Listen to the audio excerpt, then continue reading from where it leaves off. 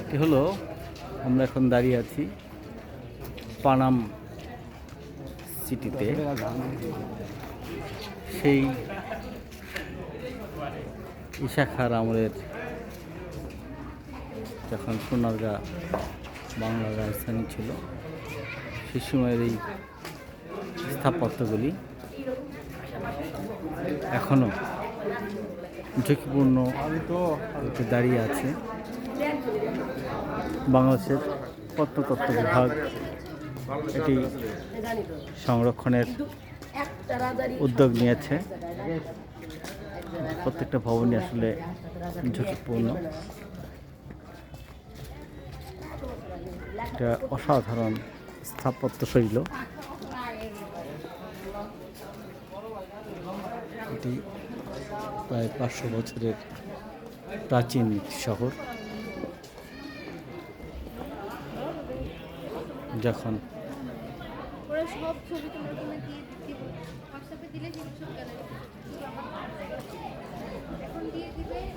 পাশেই পানামনগরের পাশেই সম্ভবত এখানে সরকার নতুন কোনো স্থাপনা তৈরির উদ্যোগ নিচ্ছে।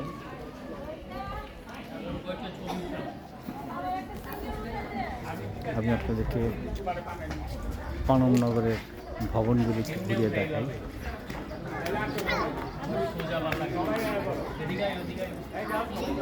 অনেক দর্শনার্থী বিভিন্নভাবে নিজেকে তুলে ধরার চেষ্টা করছেন, বিভিন্ন আঙ্গিকে পোস্ট নিচ্ছেন, ছবি তুলছেন। অসাধারণ সেই দৃশ্য।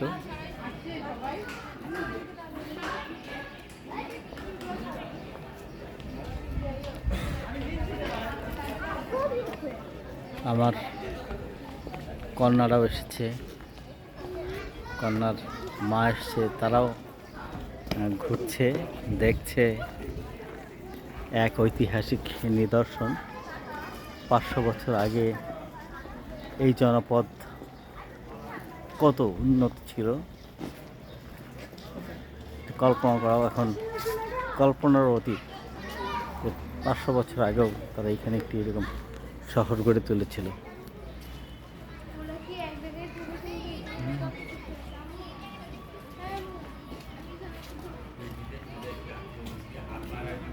আমার মতো কিছু বোকা লোকজন এটা আবার ভিডিও করছে।